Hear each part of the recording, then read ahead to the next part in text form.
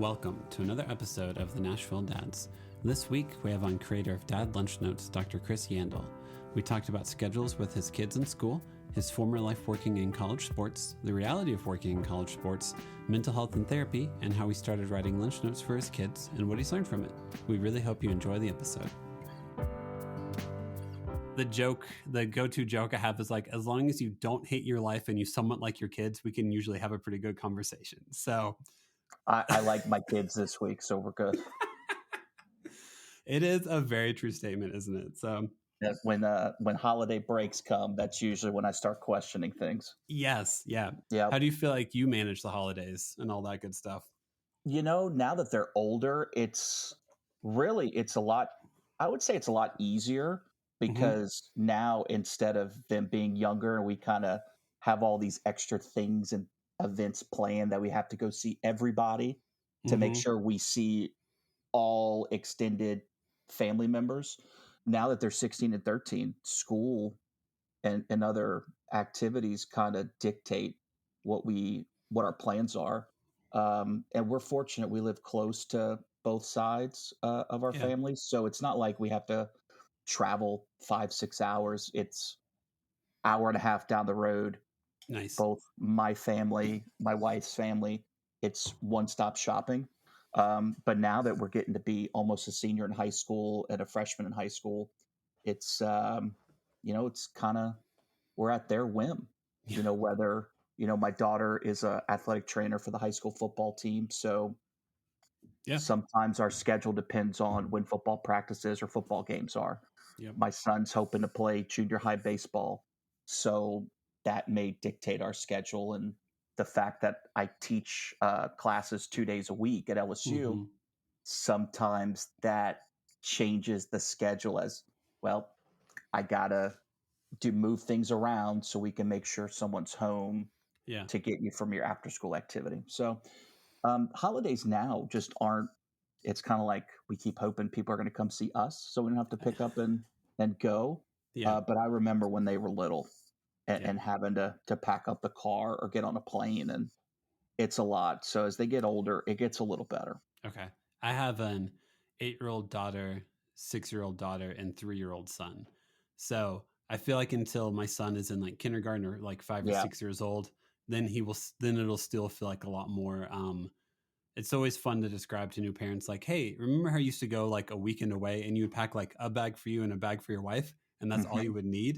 Hmm. Now, I mean, like Josh, my youngest, he still needs a car seat. So like if we go travel anywhere on an airplane, we are walking through an airport, his car seat, with like the cover over it so it doesn't get beat up and everything. And I'm like, oh, in like 2 to 3 years from now, you'll need the much smaller car seat. Yeah, and sometimes you need like a mini U-Haul to You carry do. all the kids' crap. Yep. Even at 16 and 13, I swear you think we were going away for 2 weeks to backpack through Europe.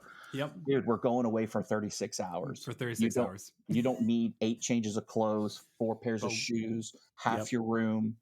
I just need you to have clean underwear and just make sure your clothes are clean. That's all I care about. My daughters are obsessed with like, I think at some point in time they would be having bad dreams, so we give them a stuffed animal and be like, hey, this one, make sure you don't have a bad dream. And then they'd be like, but I had a bad dream about this. So then you give them another stuffed animal and they're like, well, this one, make sure you don't have bad dreams about this subject. Right. And then Right. you realize that like all your sweet attempts to like comfort them, then you're like, hey, let's go on a trip, and they're like, okay, I need my 20 stuffed animals, and you're like, Hmm. but this one does all of them now. And it's like, no, it doesn't. You told me it does this. And you're like, oh, we Trust will get a trust suitcase me. of just stuffed animals. Here we go, guys. We're all going to send our kids to therapy at some point. You just Yeah, hope it's not for really bad reasons. If it's for having 20 stuffed animals, I think right. you'll be okay. Yeah, yeah. When you're in your therapy session, just make sure it's for something good. Yeah. Like Yeah. that's what. Yeah. Do you guys, since you teach at LSU, do you guys live in Louisiana? Yeah. So we live in a town about 20 miles north of Baton Rouge called Zachary. Okay. So it's touted as the #1 public school district in the state, Mm. which is why we moved to this area. Because before, uh, so I started working in Baton Rouge in 2021. I changed jobs in the middle of the pandemic. And for the first year, I was commuting about an hour and a half each way, 3 to 4 times a week, because my Whew. daughter was she would have been an eighth grader. Mm-hmm. So, like, let's wait until she starts high school so we can move. And Mm-hmm. it just so happened that where we moved to, my son was starting fifth grade, which was a good break. It was a brand new school. So he would be starting a new school with 600 other kids. Okay. Yeah. So it was the right time. But we've lived in Louisiana off and on, 6 times in 42 years. So we used to live in Atlanta, Mm-hmm. New Orleans metro area, Lafayette, Louisiana, Waco, Texas, Miami, Florida. So when I was younger, I lived in Memphis, Tennessee for junior high school. Okay. So been around the block a few times. Nice. I think whenever I read up on you, did you move for work that much? Is that why you lived in so many different spots? Yeah. So my in a previous life, as I like to say, I used to work in Yeah. college athletics. Okay. So I worked for uh, 6 different Division I programs over about 15 years. Okay. So started at Marshall University in Huntington, West Virginia, and then came back to my alma mater, University of Louisiana at Lafayette. That's where my wife Ash and I got married, and then spent time at Baylor University, the University of Mm-hmm. Miami, and then Georgia Tech. And then I left the industry in 2016, doing PR, and then I transitioned to doing PR and education. Sweet. What when you worked with athletic departments, were you like the director or were you just like on staff in general? So at Baylor and UL Lafayette, I was an assistant in the communications office, and then at Miami, I was a director, and Okay. then and an assistant athletic director, and then I was in the same role at Georgia Tech. Man. I feel like that's the type of job where I have no idea how you end up in that role. I feel like a good athletic director is like a very coveted thing for a university to have, but I've never Mhm. like sat down and been like, what's the career path? Like, were you a former athlete? Do you just like PR stuff? Like, do you talk sports all the time? And people are like, hey, you should have a job in this. It's a very good question, Devin. So Yeah. if you look at me, I'm not an athlete, never have been, um, but I worked in I walked into the athletic department at Southern Miss as a freshman in college.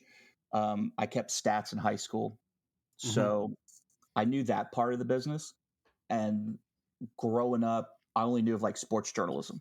I really didn't know that there was this career trajectory. And then I walked into the media relations office at Southern Miss, was given a student job, got to work games, keep stats, just do this and that. Hmm. And then when I transferred to UL Lafayette in 2002, my boss at the time, I walked in, said, I want to be a student worker. He's like, great. Handed me a stack of stuff. And at this point, I was a public relations major. He's like, you're going to do press releases, this, and this, which I had never done before. So there was a lot of learning on the fly. Hmm. And then went to grad school at Marshall for doing the same thing. And then I got more responsibility there. So over the years, started climbing the ladder. Yeah. But then there's other individuals in the industry that don't have a comms background or a PR background. They just do it because they love college sports or they were a former athlete. Yeah. Um, so there's so many different backgrounds and career trajectories. It was a lot of fun, Hmm. but when I started having kids, it was a lot of travel. Yeah. Traveling for football, having practices, 5 days a week. University of Miami, I would go to work at 6:30, 7 o'clock in the morning. I would come home 6, 7 o'clock at night. Yeah. So my kids were young. I still felt guilty going through it. And I just think after 3 and 4 and 5 years of seeing my daughter start kindergarten, go into first grade, go into second grade, then seeing my son grow up from an infant to 1 to 2 to 3, Hmm. like I want to be home. Yeah. And um, it was kind of like an epiphany almost, back in 2016. I'm like, it's not fun anymore. Yeah. And I think now, and I'm grateful now, almost 10 years later, college athletics is a dumpster fire. And that's Yep. my PG terminology. Yeah. Yeah. Yeah. Um, it's a young person's game. Hmm. And again, I'm not old. I'm 42. I could still do it if I wanted to. Yeah. but you don't see a lot of people that are young and married Yeah. or married with kids. I was an anomaly for a long time Yeah. because I had colleagues across the country that were getting divorced or they Mm-hmm. had long-term relationships and breaking up. Yeah. I'm like, I don't want to be that.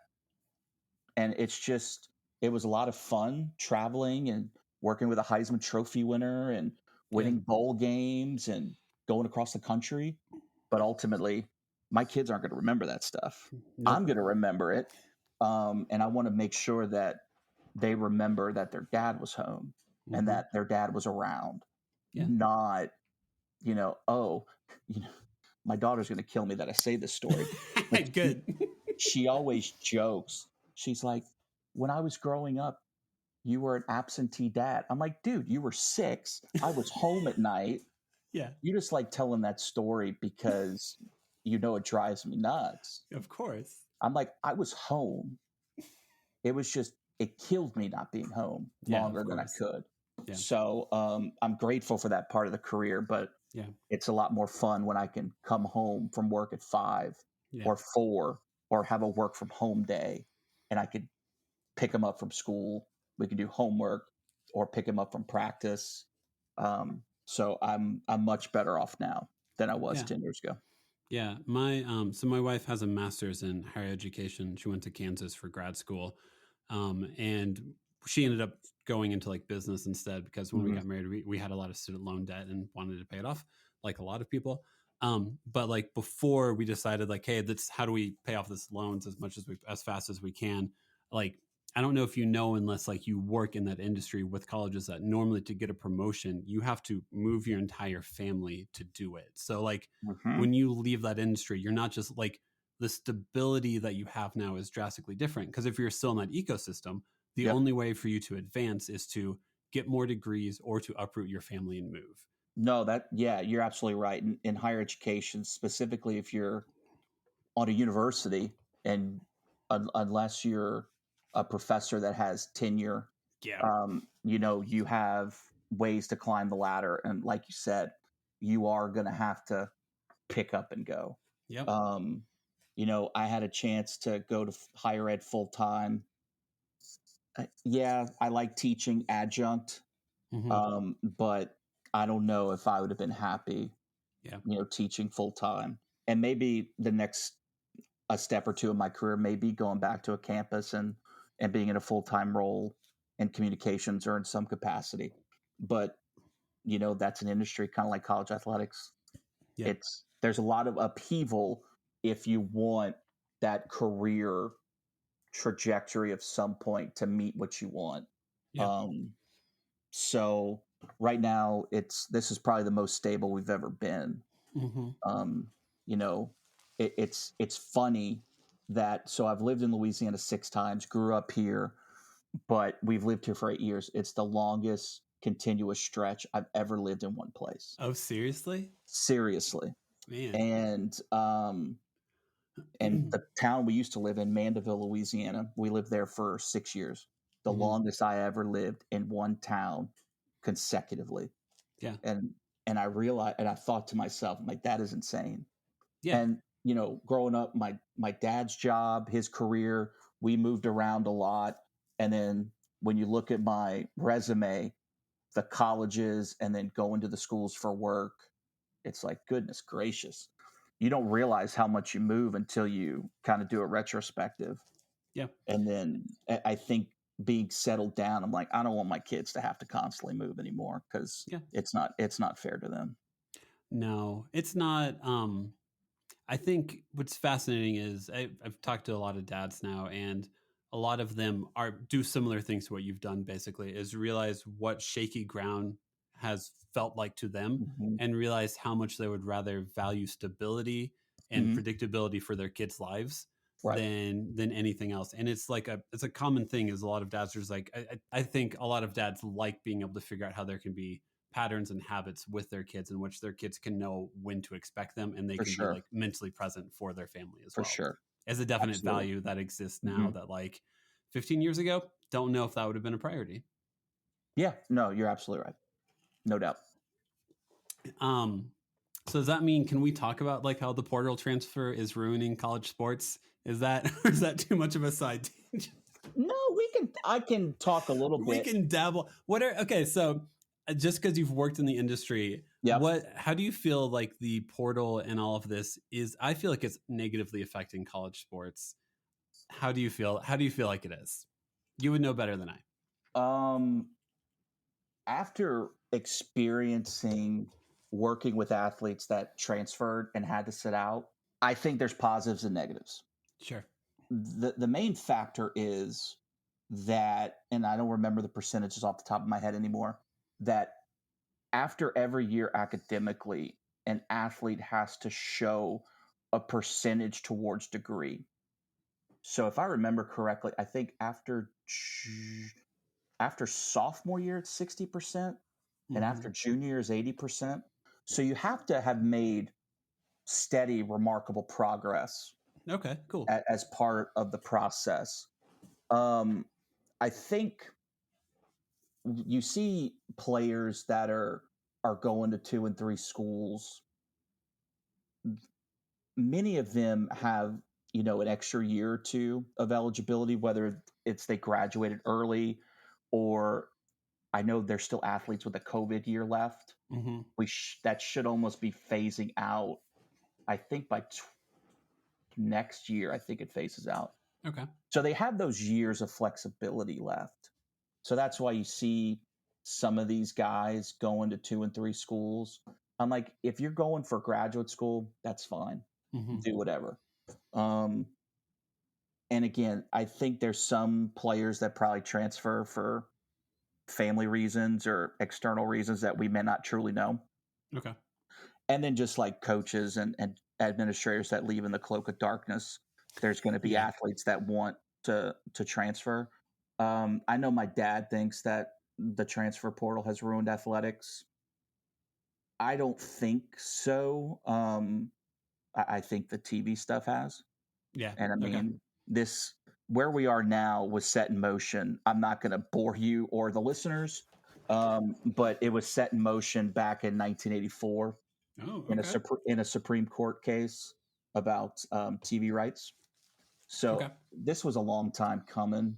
I'm surprised that it took until 2022, 2023 for it to really the dam to break.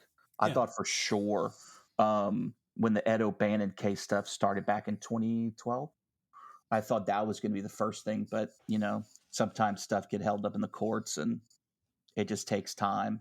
Because we started seeing, I think I was at Miami. So this would have been 2012, 2013. We were given, all schools were given a memorandum that we couldn't highlight athletes on posters, if I remember correctly, like on scheduled posters for like a year or two, with the O'Bannon court case being held up because of the name, image, likeness. So we can use players for like football.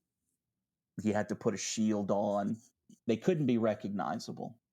Basketball and baseball, those other sports, I don't even remember what we did, but I remember it being a really weird time. Yeah. That schools were concerned, like, oh, we don't want to get in trouble, hurt a player's eligibility. But it took almost 10 years for all that stuff to clear up. And I still think there's going to be more massive change here in the next few years with whatever NCAA gets Congress to do with NIL. I just think until there's a true system with guardrails and procedures and yeses and nos, it's going to look like the wild, wild west for a while. Yep. I'm a Big Ten fan. I'm from Indiana originally. And so it's always hilarious to me to look at like how the Big Ten has realigned over the years of like, by the way, I think conference realignment is so dumb. Now you have USC and UCLA. And I'm like, yeah, the conference that's mostly the Midwest and a little East Coast. Oh, wait, can I see your TV rights deal? Okay. There it is. That's where it came from. And I mean, that's all it is. And I can't help but think that in 4 or 5 years, we're going to be revisiting realignment again. Yeah. for it to go back to being more geographically aligned Yep. because of the amount of money being spent on Olympic sports and football teams. You know, that UCLA Rutgers night football game is one hell of a riveting matchup, Yeah. Right. or Cal at Boston College in the ACC. I Yeah. mean, it doesn't make any sense, and I forgot Cal was in the ACC, by the way. a That's how lot of much everything shifts. a Yeah. lot of people have. And uh, my first experience in realignment was at Marshall as a GA, 2005. We had moved to Conference USA from the Mm-hmm. MAC. In our conference at the time was the University of Texas at El Paso. Okay. So Mountain Time Zone school. I remember we played football there. This would have been, I think, 2006, and our game was a 9:30 p.m. Eastern kickoff on a Saturday. Mm-hmm. After the game, we lost. We lost horribly. Flew back home to West Virginia. We landed in Huntington, West Virginia at 7 a.m. on Sunday morning. Yeah, it's stuff like that. Yeah. Or I did softball at Marshall, and we bussed 15 hours from Huntington, West Virginia to Hattiesburg, Mississippi for a weekend series, and we got back just in time for the athletes to go to class on Monday morning. Yeah. So it's silly. It's not fair. Not only is it not fair to the athletes, it's not fair to the staff Mm-hmm. that have to travel. And it's a lot.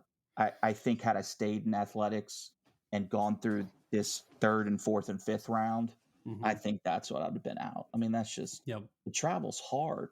Now Yeah. you're leaving so like, here's another example. Miami played at Cal this season in football.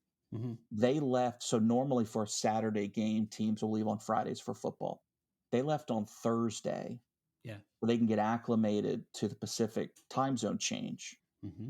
And then they were playing, I think it was a 10 p.m. Eastern kick in Cal. So, I mean, it's just and the fans, they're getting the raw end of the deal too. Yeah. Yeah, you get 18,000 college events on television, but your favorite team is playing on television at 10, 11 p.m. at night. Yep. That's insane. Whenever your school isn't based out of there, because like if you're already based on the West Coast, you starting a game at like 8 p.m. Like because that'd be an 8 p.m. game. Right. The time zones make a difference. But like, yeah, I still remember when Andrew Luck played at Stanford. Like he played USC, and I think the game I was like in New York for something, and I think the game started at 10 p.m. Eastern Standard Time. Yeah. And it went to overtime. So like, but I've already stayed up for like 2 to 3 hours. So I think I went to bed at like 2 a.m. And I'm like, oh. If I actually like followed any of these teams, like I just wouldn't follow them if I lived on the East Coast. That's basically You just shut down that entire market because of all that stuff. So it's silly. And again, I think in 2 or 3 years, I think there'll be discussions again. Yeah, that these schools are going to realize, oh yeah, we made a silly error in judgment. Yeah, and we're spending a crap load of money. Yep. We're hemorrhaging money on travel. Yeah. Because traveling's not cheap. No. And you also got to think that it's not just like the sports you think of. It's not just like baseball, football, basketball. It's also every single sport that school does means they pay for travel for those teams to go back and forth. I'm thinking of the sports like swimming and diving. Yeah. Track and field, volleyball, soccer, those smaller sports that don't make what they call non-revenue sports. Mm-hmm. They don't make a lot of money, or they're in the red, and football is the one that brings them into the black. Yep. That's just a lot. Yep. And how much class are you missing? And yeah. how much are you really spending on campus because you have to fly 3 time zones over for a conference game? Yep. It's silly. Again, I'm a huge college sports fan. I will never stop watching. But you can also love something and hate something at the same time. Sadly, you can. Mm-hmm. But no, that makes, whenever you were saying that you had to travel a lot, whenever you're in those roles in colleges, I didn't even factor in, nowhere in my head did I think like you being on a bus to travel with them, or you going to meet, like to see games in other states. Like, that could be, you're just gone. You're just not there at all. Yeah. Your comms person, your athletic training staff, your equipment staff. And for the smaller sports, you have like one trainer. So like volleyball will have one, maybe two. Mm-hmm. You'll have probably a student manager. You'll have a PR person, and then you'll have a sport administrator that travels on top of the, 3 or 4 on the coaching staff plus the travel roster. And Mm-hmm. then depending on where you're going, you may have um, other athletic administrators or maybe a donor or two or faculty members that travel. So in the Big 12 for volleyball and men's and women's basketball and football, we chartered everywhere because in the Big 12, most of the towns are smaller. So like Mm-hmm. Manhattan, Kansas, Lawrence, Kansas, Columbia, Missouri, Ames, Iowa. Yeah. Those are small places. So you have to fly directly into those places rather Mm-hmm. than the bigger cities and busing. So that was one of the cool parts about the Big 12 where we can charter a flight and be back home after the game and, have a life. But Yeah. there's some places where now, and really probably for the most part, they have to travel commercial Mm-hmm. unless they are football that can charter a plane, and then basketball. So it's a lot, and I feel for those not only the athletes but the staff members, and Yeah.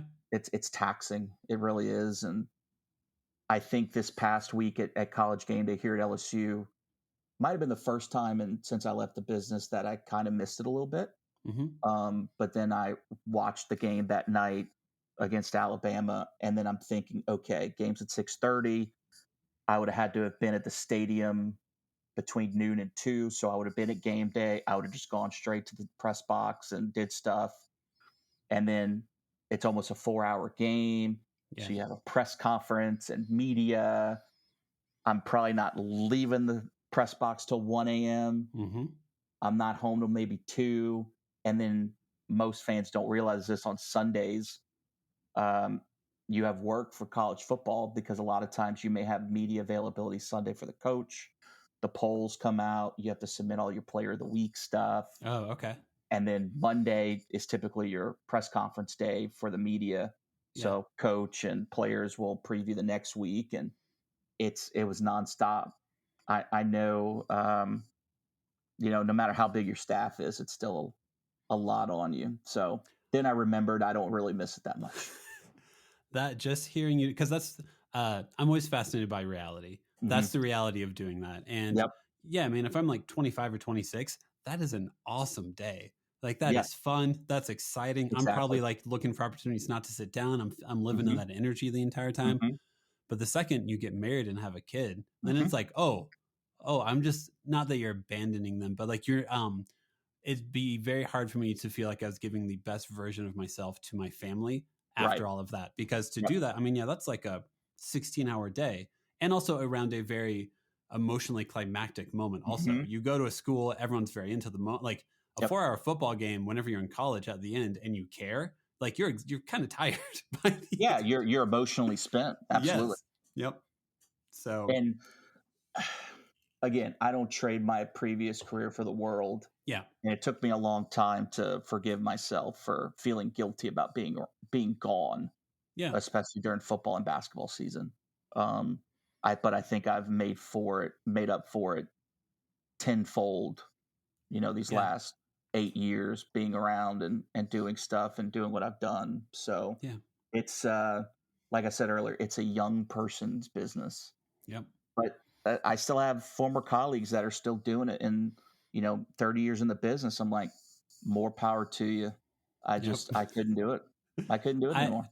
it's that job seems like it takes a lot. So I wouldn't know how to not be burnt out. But also have a weird attraction to it because there would be so many highs and lows to it that I would feel very connected to it at the same time. Exactly. You're so emotionally invested because you not only are you a fan, but it's also your career. So you Yeah. want to see both from a career perspective and a fan perspective. You want to see the team and the program Yep. excel and Yep. exceed. And then when you lose, you take it maybe almost twice as hard. But as you get older, I don't know, as I got older in my career, I was almost able to separate that a little bit. Mm-hmm. So, yeah, it would suck if we lost. Um, It would suck if we lost to Florida State or Florida. That would make me even madder. Um, but then I would remember at the end of the day, it's a game. Yeah. And my kids don't care. My kids Nope. care that I'm home. Correct. So And what mood you're in whenever you're home also. yeah, and thankfully for the most part, when we lived in Miami and Atlanta, the majority of our games were either afternoon or evening. So I'd see them in the morning, and then by the time I got home, they were in bed. So I would see them first thing Sunday morning, Okay. or first thing Friday morning if we had a midweek game. We didn't have very many noon games or morning games, thank goodness, because I think those are the worst from a professional perspective because you have to be there at 6 a.m. Yeah. But you get your nights to yourself, which was always nice. Okay. But you're right. Trying to make sure it's like, okay, we won, great, I can bring that energy home. Or we lost, I have a 45-minute drive from the stadium to home. I can get over it, but as soon as I get into the driveway, it's like it's done. Yeah. And I try to do the same thing with work. Working in higher ed for the state. You know, it's hard for many of us to leave work at work or leave personal life at home when you're at work. But you know, a 20-minute commute home, 30-minute commute home, I can think about whatever happened if it's bad or if it was stressful, and then I can just kind of leave it there, or I can hit pause and then hang out with my kids, have home life, and then when they go to bed, I can hit unpause if I have to. Yeah. Because my wife Ashley, she travels for work during almost every week, so now I get to be kind of the do everything dad for like 3 days a week. Okay. So I am forced to change my schedule, which is good. Yeah. And then I can come home, hang out with them, and then when they go to bed, because school starts at 7 a.m., so they're in bed early because we're up at 5:30 every morning. It's rough, but I can manage more of that. Yeah. So it's I think I figured it out at 42, maybe, possibly. This week. Yeah, some days are definitely better than others. Yep. But I know a lot of dads and moms it can be hard because you know it's work-life balance does not exist. I hate the phrase. Both spaces coexist. Work comes home and your life goes to work. I mean, you can't separate it. It's impossible. So you know, it happens, and some days are better for us than others. I think compartmentalization is one of like the weirdest survival skills ever. I need to like, I hope there's got to be a book out there somewhere that talks about it, but like, how did you learn how to do that? How do I learn how to do that? Well, it's because you knew if you kept your headspace in this area, you wouldn't be good for anyone else in your life. So you had to learn how to quiet that part of your brain and then reawaken it later. And I'm like, that's a weird thing to learn, but it is. But you really do. is. You learn it. You have to compartmentalize or focus on things in spurts. Yeah. That way if you have to ping pong back and forth, you can. I'm sure there's books out there. I've read a lot of Simon Sinek and Ryan Holiday and all those guys. And, you know, I try to impart as much as I can in that into my life. And there's days I'm like, screw it. I can't do it. Yep. I'm glad y'all can, but I'm good. This shit ain't working for me, man.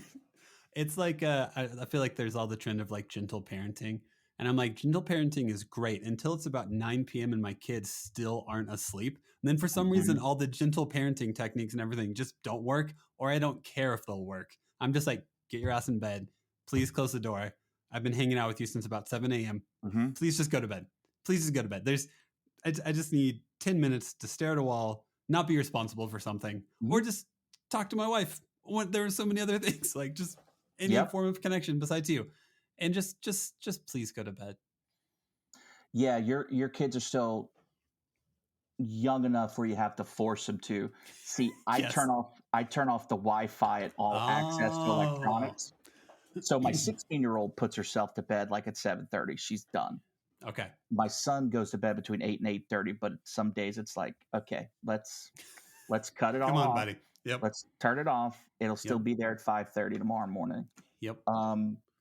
Yeah, when they're in elementary school, it's really tough.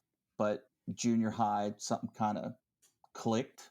Yeah. I think a lot of it had to do, you get more responsibility, you know, the academic rigor kind of kicks up a little bit. And it's like, Yep. okay, this is the big leagues. Yeah. And this stuff counts now. Yeah. So we're lucky in that part. But if our kids were younger now, just with everything, I don't know how I could do it. Yep. It's tough. You find a way, you figure it out, and then you just learn. I feel like a lot of parenting is just knowing, like, okay, I might have to say sorry for this later. It might not be this week. It might be in 20 years from now, but I'm literally doing the best I can with what I know. And I'm just hopeful that my kids will offer me grace later on in life if this was damaging, because I'm not intentionally damaging anyone. Yeah, no. And I've always joked with my kids, and my therapist laughed begrudgingly when I said this, and you can certainly edit this out. Yeah. I had two goals for my daughter. One, to keep her off the stripper pole, and two, to make sure she didn't work at Hooters or Twin Peaks. Okay. Yeah. So, and then for my son, I'm like, I just Whoa. Have you succeeded? Did you succeed in that goal so far? Okay. Good. Just want to make sure. She did say she wants to work at Hooters for tips, and I'm like, you know what? At this point, with the cost of education, I'd be okay with that. I just don't want you working there because of me. Yeah. And then my son, I'm like, I just want to keep him alive. I don't want you putting things in electrical sockets, falling off of ladders. Don't climb this. Yep. Yeah, don't do dumb stuff. That was my goal, and we've succeeded for the most part. But yep. 13 is a tough age, and we still have all of high school, so that one I'm a little bit more concerned about. Yep.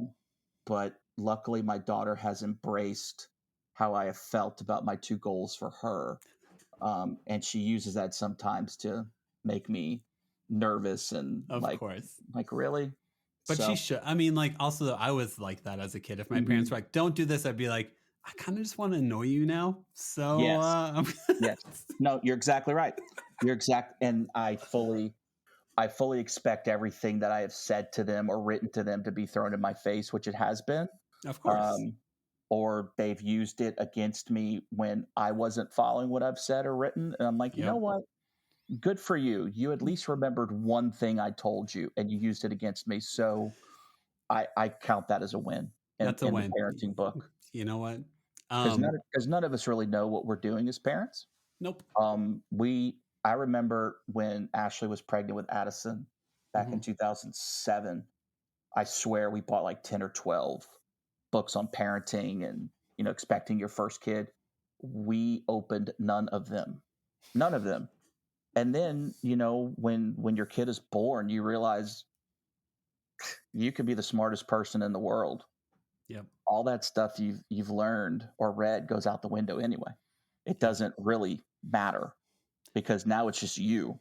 Yeah. And what was written or said worked for that particular person or worked for other people. It's not going to work for you because everybody's situation is different. My favorite thing to tell expecting parents, because I don't know if it was like this when you had your kids, but the doctors are always like, what's your birthing plan? Like, what do you want your birthing plan to be? Where you write out, like, how do you want this birth to go? And anytime like someone's about to have a kid, I'm just like, just so you know, that birthing plan is all idealism. Like, not like anytime they're like, what's your birthing plan? I'm like, for my wife and child to both be alive by the end of this. Thank you. That is my birthing plan. Yeah. And I'll be here all night. Thank you. Yeah. And for me not to be sucking my thumb in the corner, because, you hear all these stories about, oh, dads, when they see their wife in labor and their kids being born, they faint at the sight of blood. I'm like, dude, I can handle that. Yeah. I'm just, like you said, I want to make sure that everybody's healthy and that my wife doesn't want to divorce me because I did something wrong. Correct. Or Yep. I got in the doctor's way, yeah, birthing plans, it's idealistic and Yep. we didn't have one. It's like, you know what? We're showing up this day, the baby's coming out, and let's go. And we'll see what happens. Yep. Hmm. That's advice I always give soon to be parents. It's like, hey, just so you know, that birthing plan is probably not going to happen. Because that was whenever we had our first kid, she was like 10 days early and it was a 26-hour labor. So like that wasn't our birthing plan, just in case you wonder.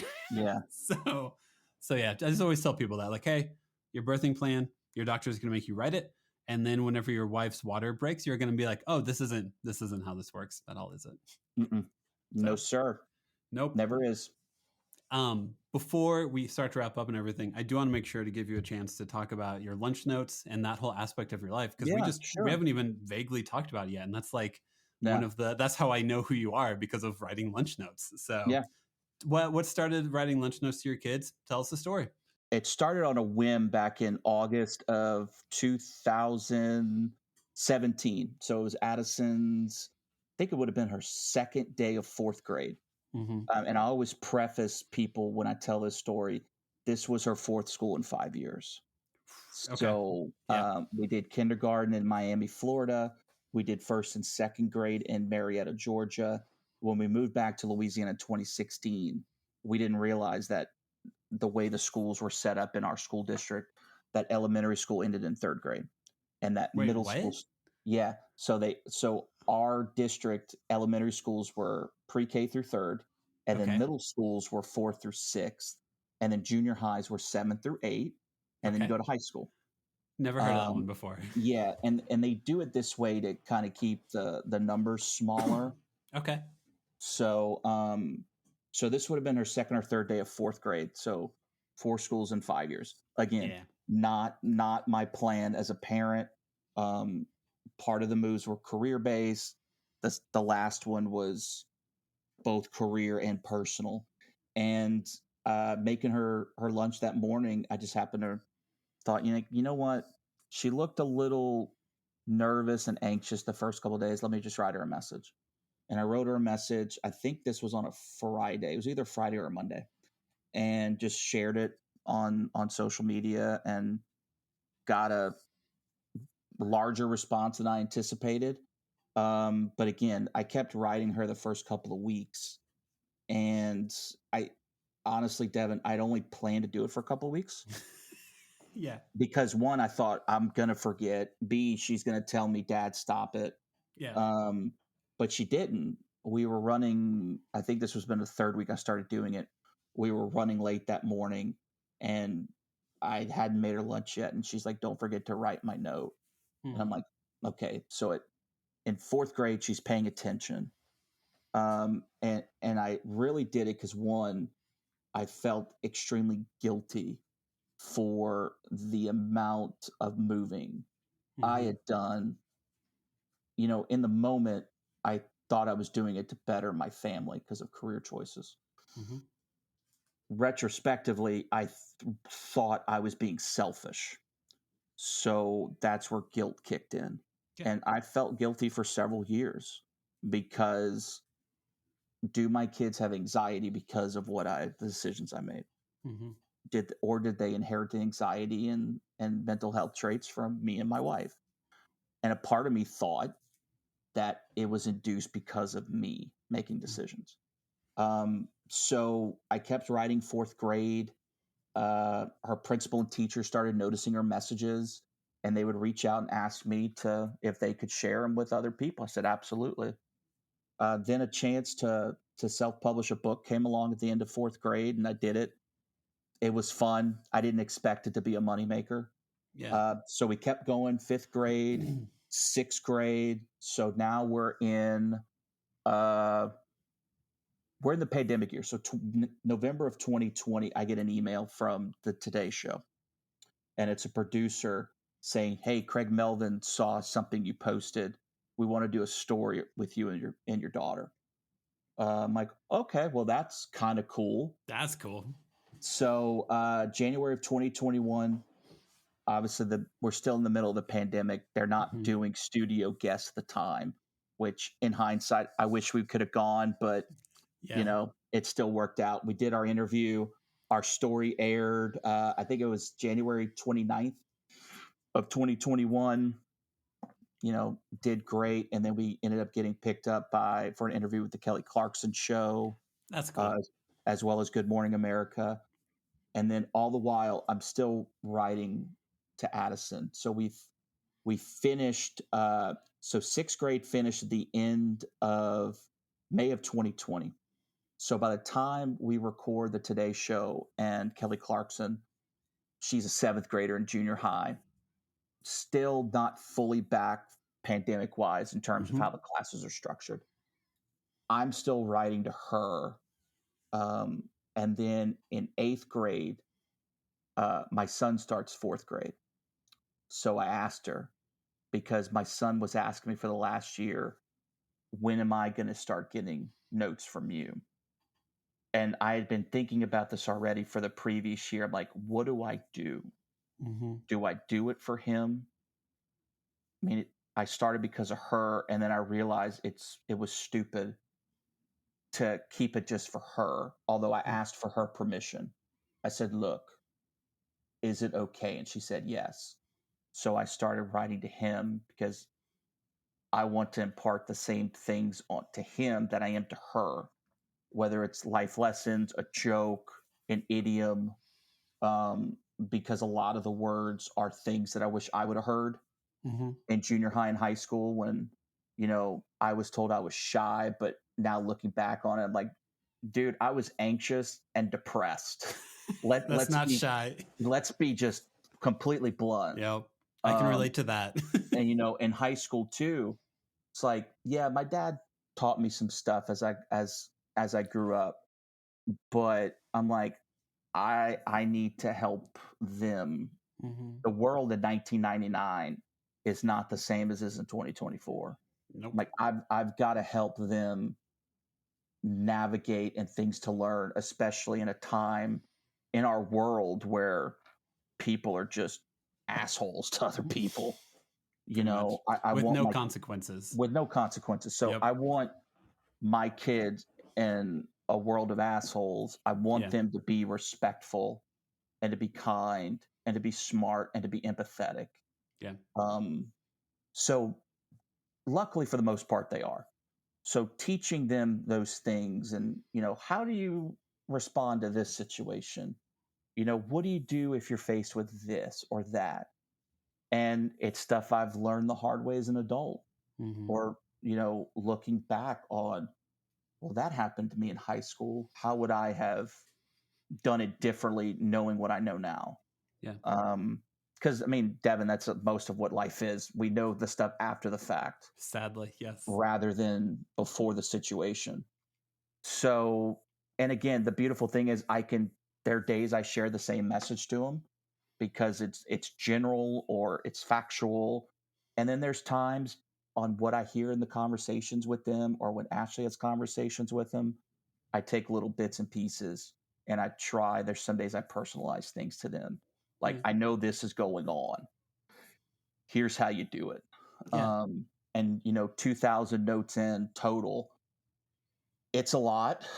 I used to, when they were younger or when Addison was younger in fourth, fifth, and sixth grade, I would do them the morning of. Now with two of them, I try to do the week's worth of messages on a Sunday. So I can just kind of brain dump, knowing that my schedule changes from day to day. Their schedule may get blown up. So trying to think smarter, not harder. The same thing I try to tell them, but ultimately the reason for the messages is for them to, I guess, have a little piece of me because, yeah, I'm in my early 40s, but how long am I going to be around? Yeah, I want them to have something that they can take with them to college or give to their own kids as they get older. And I remember, for the most part, I still get messages from all across the world, and most of them, I would say about 90% of them are positive and grateful. There's this one negative comment that I will always remember that I always use. Yeah. I remember it was might have been after the Kelly Clarkson show. And when her video was posted, somebody said, well, writing messages to your kids isn't parenting. And I'm like, well, number one, I don't know who hurt you. Number two, it's a part of parenting. Yeah. Because you're showing up. And a lot of what parenting is you're giving your kids the advice and guidance that either you didn't have or you didn't follow. Yeah. To make sure that they don't repeat or they have a better circumstance than you did.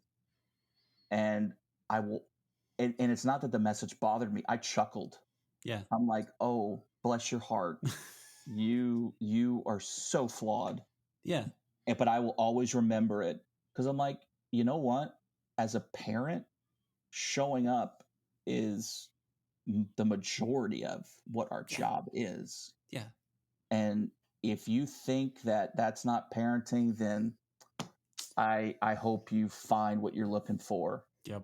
But I know my kids, they may not act like they're paying attention, but I can tell in how they act and what they say and what they do.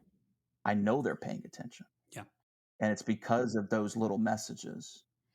We had a guest on once who was like, whenever any of my friends are getting really anxious or getting really worried about if they're a good parent or not, I just look at them and say, do you care? Like, that's like half the battle is like, do you care? Do you give a shit? And if the answer is no, that's when you should be worried.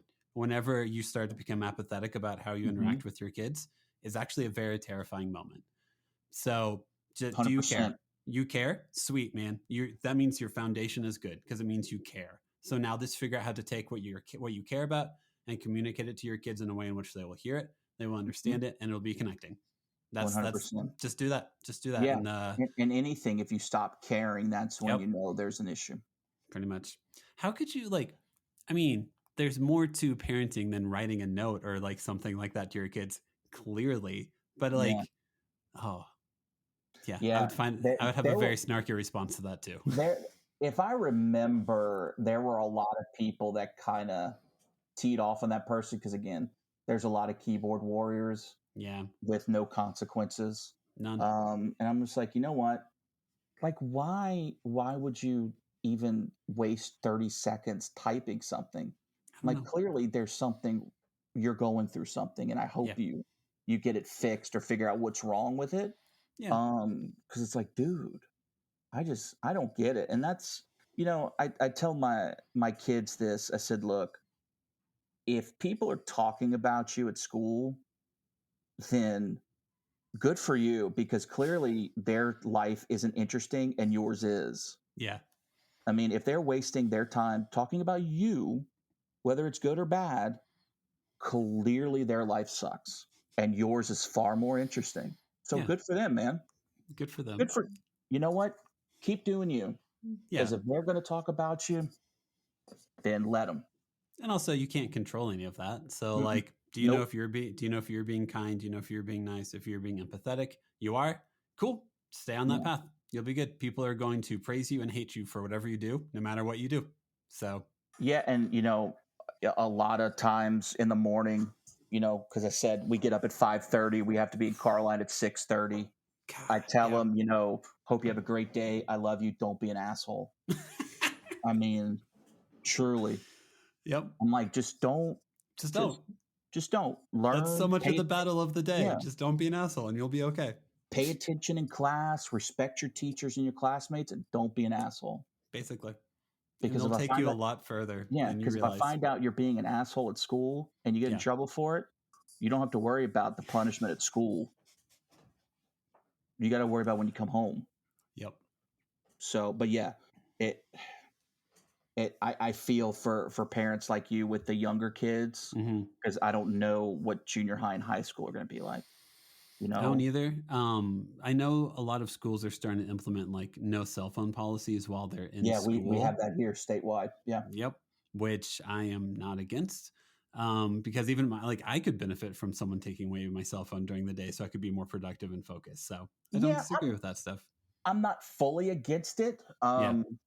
I think a lot of the problems of how children act is a reflection of parenting Yep. and home life. Yeah.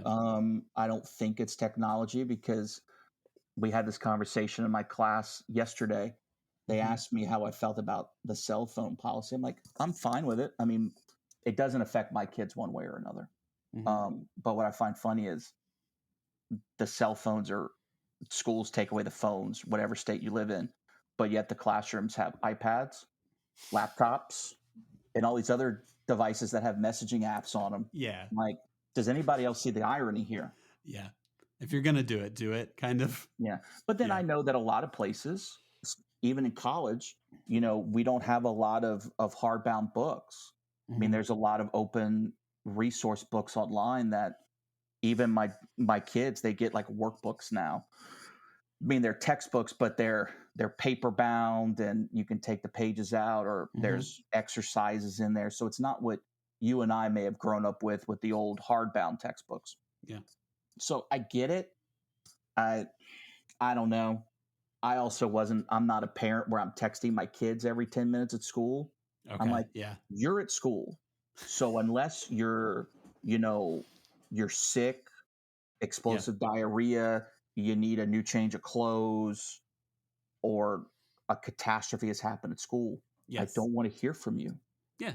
You should be Your there. your job during the day is to go to school and be a kid and learn. Yeah. So unless there's a major event that requires me to be involved, don't want to hear from you. Yep. My 8-year-old is already starting to be like, when can I get a cell phone? And I'm like, all right, so you are in 3rd grade, you go to school and you come home, and that is the only Mhm. time you aren't with me or your mom or like with us. So tell me the scenarios in which you need a cell phone. And she still has yet to come up with a good one. But I'm like, no, like seriously, like if you were at a friend's house and I didn't have that friend's Yeah, parents' number, which isn't a scenario in which I think would happen, and I needed to contact you, then I could see you having a cell phone. If you were somewhere where we weren't at the same time, that wasn't school, then I could see you having a cell phone. So as of right now, you don't get a cell phone. And she's like, did oh man, did she use the excuse that everybody else at school has one? she hasn't yet. So, but she will make sure to tell me who at the school has it, but she hasn't used it she hasn't switched it around yet to be like, well, since this person has it, why can't I have it? So Give her time. give her time. She's Maybe only 8. maybe around Christmas, a little bit after That's Christmas. true. Because Yep. I No, mean, we weren't going to do cell phones until I think junior high, so 7th grade. okay. But the sneaky pandemic Oh, happened, yeah. and we had actually given Addison her phone the Christmas before the pandemic. So this would have been December of 19, and we Yeah. did it because of her grades. I'm like, you know what, you've shown responsibility. Yeah. Let's give it a test run. We're glad we did it because of the pandemic. Um, but of course, that set us up for when Jackson was that same age. We're like, Yeah. shit, you're Pretty right. much. Yep. We have to do it because the last thing that Ashley and I wanted to do was to treat them differently Yep. in terms of you're going to get this at this age, but you're not going to get it till this age Yep. because my sister and I are 6.5 years apart. I had that treatment my entire life. Yeah. Some of it against me, and some of it worked out to my advantage because I'm the Mhm. younger sibling. So when technology got better, I got some stuff first before she did. Yep. And kids, they keep score, man. Yep. No, They you do. don't think they do, but Oh, I know they do. I remember this. Yep. It's like, shit, I thought you forgot, but you can't remember to brush your teeth or your homework, but you're going to remember what I did 4 years ago. Got it. Noted. It's my favorite meme. They're like, "Hey, do you know where you put your backpack?" No, I don't. Hey, Dad, do you remember whenever I was 3 and you dropped me? And I'm like, "Yeah, onto the couch because it was a game." Yeah, but it hurt when you did it that one time. Yeah. Uh-huh. Sure it Oh, did. Awesome. I get stuff thrown at me when they were 5 and 6. I'm like, you only know that happened because I told you it happened, not because you have any sort of recollection Yes. of said event. Trust Yeah, me, you have brain damage from the event. There's no way you could know. correct. I told you. Correct. Yeah, kids, I They're love them, awesome. but God, they have the memory of elephants. They They do. remember stuff. They do. How we end every episode is we ask every guest the same 5 questions. So it's Oh, not rapid fire, uh, but I'll go ahead and ask the first one. Did you have any backup names for your kids? Like any names you almost named them? for Addison, no. Um, we took her name from the character Addison Montgomery from Grey's Anatomy when it was Okay. popular. And it Yeah. was before her name became popular. Then magically 2 years later, it was like number one on the list. Yeah. So we couldn't change her name. For Jackson was what I wanted. Ashley wanted either, my middle name is Harris, so she wanted Harris or Harrison. Mm-hmm. But then we were also in love with the name August. Ooh, yeah. And then after a while, we kept going back and forth. And I don't think we settled on Jack's name until maybe about 3 months out. Mm-hmm. I mean, Addison, as soon as we knew it was a girl, we're like, this is it. Yeah. Lock it in.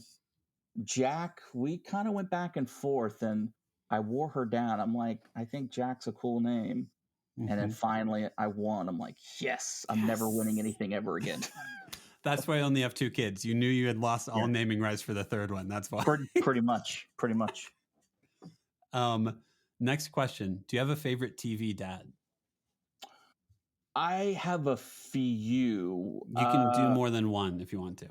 The one I always loved, because I kept thinking, I'm like, oh, I'm just like him, and my family's like, you wish.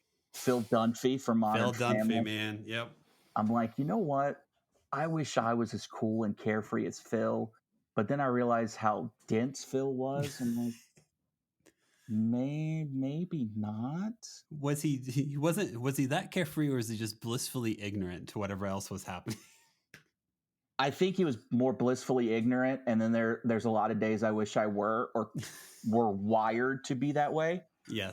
But I think my type A personality does not allow for me to be blissfully ignorant. It's the worst. I'm trying to remember who my other favorite TV dad was.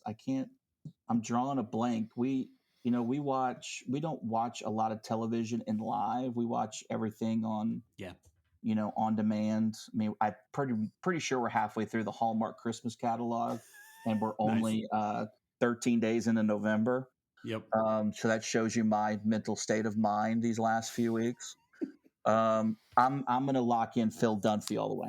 Phil Dunphy's solid. He's a really good TV dad. Next question. This might be a current answer or whenever they were younger. Okay. Do you have a least favorite kids show? Like whenever your kids watch it, you're like, please, like you just leave the room almost because it's so bad. Oh my goodness. You can have most dads have more than one answer for this one. I am grateful that my kids are too old or didn't encounter Bluey, because I hear Bluey everywhere. Yeah, I will. My daughter was big into Dinosaur Train as a kid. She absolutely hated Sesame Street, with the exception of Elmo. She hated every other character. I think she liked. There was one other character I think she liked, but she hated everybody else. Even Cookie Monster? Yes. Cookie Monster is a kid's dream. My son loved Sesame Street and Cookie Monster. Yeah. Addison hated it. I do think the one show I remembered that my wife and I hated was Caillou. Caillou, yes. We have yet to watch it. I've had so many. If anyone had a kid like in the early 2000s, every single one of them is like, Caillou is the weirdest show. I don't understand it. He's an awful character. I hate the tone of his voice. Yes. A lot of hatred for that guy. And I just personally hate Barney because he was around when I was in high school and college. Yeah. I'm like, please get him off of my television. Please no. It's a weird vibe. Yeah. And if you watch the documentary on Netflix, it's an extra weird vibe. Sadly, we are entering into there's a documentary for everything existence. Yeah, we're running out of topics. We are. Next question. Okay. Favorite kids' toy or activity? It's like something you do with your kids, either a toy or an activity you do with them that you genuinely enjoy doing a lot.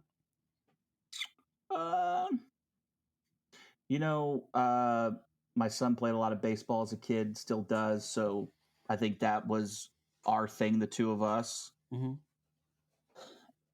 Addison didn't didn't really have an imagination, wasn't into doing toys and stuff. Um, she and I would just hang out and we would go to the park. When we lived in Miami, she was about 4 or 5. So Hmm. we had a park right down the street by the beach. So we would be able to do that. But yeah, it's, they had toys and it's like one kid wants to be all the way outside all the time. And the other one's like, screw this. I just want to chill in my room. Oh, that's a definite reality of parenting. One of your kids Hmm. wants to be outside all day. The other one was like, I'm never going outside again. I want to sit inside and read books. And you're like, Correct. "Oh, okay, cool. I'm Hmm. going to keep the screen door open and just see what happens." Sounds Yep, good, guys. This is connecting. exactly. Um, and last question, moment of your kid's life you're most excited to be a part of. You can be like specific if you have like a specific moment in mind, or just like overall vibe, or all of those words. um, I think for Addison, we're starting to do college visits, Hmm. so that's been exciting. Um, it's also selfishly it's exciting for me because she's asking me for advice, so it Yeah, makes me feel good. of course. Um, and giving her the experience to go see what other schools have to offer. Hmm. So selfishly, yes, I would like for you to stay in Louisiana where you would get X amount of scholarships and maybe it wouldn't cost me a dime Yep. because you're going to be paying off my PhD debt. You just don't know it yet. Um, but I also want her and Ashley too to see that there's other stuff that maybe she's a better fit at another school Hmm. and that it's a lot about fit and where you feel like you belong, Yeah. just as much as a major. So that's been really fun for her. And you know, I think this at the same time, seeing Jack in 7th grade and these last 2 years since we've moved here, seeing him come into his own and being comfortable. Because I know, as a boy, a lot of people talk about how it's hard for girls growing up Hmm. in junior high and high school, and it most certainly is. I'm never going to downplay that, especially during a pandemic. That Yep. kind of takes shit like up like an infinite amount of notches. Yep. Um, but being growing up and going through puberty as a boy is extremely hard Hmm. because other boys can be dicks Yep. and just be jerks. Because I got picked on in junior high and high school. Um, so seeing him being comfortable and coming into his own has Yeah. been fun to watch Yeah. because I want him to be comfortable in his own skin. Yeah. Um, and I'm at my age, I'm still not comfortable in my own skin. I don't know if I ever will be, Yeah. but I'm seeing him get to that point that I never could. That's been fun to watch. And while I don't want to see him go to high school, I do want him to stay younger. Hmm. We know that doesn't happen. Um, so I am excited about the next couple of years too, because when we were on our college visits to Ole Miss and Tulane, um, Jackson was also going to tables and seeing the academic options and what they Yeah. do and asking me questions about, well, what do you think about this? So seeing him take an interest not only in his sister's college journey and college decision making, but he's also looking at it because of the example she set and the Yep. example that I set by going back to school as an adult for my PhD. Hmm. Um, it's a good feeling for Ashley and I because it's a reminder that we feel like we've done things right, Yeah. and then we hope that they continue down that trajectory. Yeah. Now, I think a lot of parenting is trying to be in tune with like what you felt like as a kid. And whenever Hmm. your kid gets to be that age, you have so much more hope for them that they don't experience. Like, yeah, I was also a quiet, shy kid whenever I was in like middle school and stuff like that. And then Hmm. started finally talking whenever I was like a junior in high school because I was anxious about stuff because of Right. it's just part of being alive is you're anxious and you don't know what to do sometimes. And Hmm. then that for me meant I didn't talk a lot. Yeah. So yeah, as my kids, well, I feel like the thing we try to emphasize for our children the most is like, hey, how do we get you to know how to use your words to explain what you're feeling, what you're going through? How do we give you a vocabulary for this? Because that's something as a kid, I don't feel like I don't know if our parents had the mental space or the tools to know to sit down with us and go, hey, there are words to describe what you're feeling. Let's figure this out together. I was told to smile more. Yeah. What was the other thing I was told? Don't come out of your room until you smile, sadly, is a Yeah, consistent thing that some people were told. and I think, and this would be a whole nother podcast interview. Yeah, sorry but to put it in at the end. no, you're good. But I think sadly it took my parents witnessing, honestly, what I would call a mental breakdown at the age of 30. Yeah. 29 or 30, and seeing that, for them to realize maybe there was something there. Yep. And again, like you said, my parents were probably the same age as yours. They were children of World War II and baby boomers. Yep. Mm-hmm. So they were not equipped for any of it. Nope. So three of the four people in this household go to therapy or have been to therapy, and I'm not afraid to admit it. I raise money every year for NAMI and mental health. I'm not afraid to admit it. I will gladly tell you my entire mental health and depression, suicidal ideation, that entire journey. I'm not ashamed to say it. Yeah. Whereas, my parents may not still understand it, but I'm like, you know what? That's fine. Yeah. You just have to realize it's the truth, and just as long as you acknowledge that it's there. Yeah. That's all I need. Pretty much. Nope. I think I think my grandpa, or on my dad's side, his mom I think they both would have lied about their age in the 40s so they could start working or serve in the military, because they were raised during a Great Depression. So like, if you lied about your age at 17 to go fight in a war because it was your best option, and then you have a kid who has a panic attack or something like that, you don't know. Like, no, you lived out of survival mode the entire time. Mm-hmm. You're not going to know how to meet someone else's needs emotionally. And it doesn't, like, I feel like there's this really fun line with analyzing your parents of like, you're trying to figure out how to understand them, but not justify them at the same time. Because I want to know, there's a reason why people do the things that they do. And that doesn't mean you're justifying it. It means you're trying to be curious about it, because usually curiosity can lead to healing, or I would like to think it does. So yeah, it's really fun to overanalyze your parents, your life, how you react to things, how they did it. And that could be a whole other episode of just discussing for hours. Like, hey man, how were your suicidal thoughts whenever you were in high school? Oh, they were great. How about yours? Yeah, I could probably write a book on it. Maybe one day I will. I'm just too damn tired for work so damn much. That's fair. Then to end the episode, if people want to follow you, do some self-promotion, like, where do we find your books? How do we follow you on Instagram? All that good stuff. Yeah, for sure. So since Elon Musk has ruined Twitter, or X, whatever they want to call it now. I call it Twix, because I refuse to call it the letter. I'm not going to give it any space. Yes. I pretty much only post on Instagram now. So at Chris Yandle. You can also find me on LinkedIn. I'll occasionally post some stuff there. I think my LinkedIn handle is Dr. Chris Yandle, so Dr. Chris Yandle. Nice.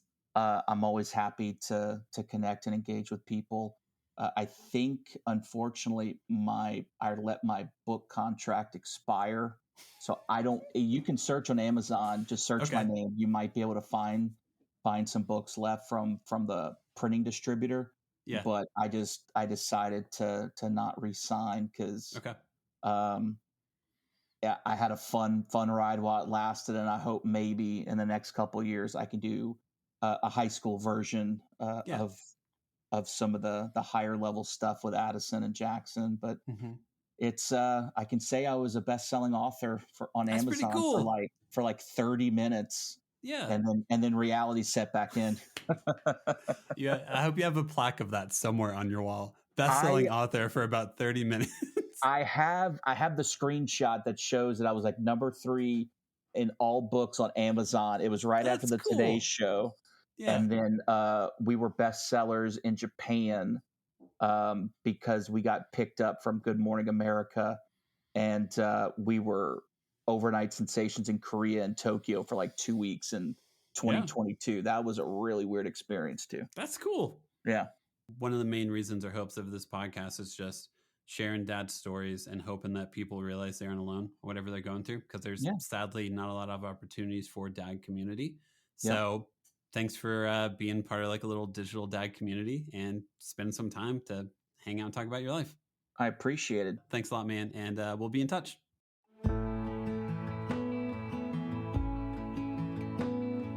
Thanks so much for listening.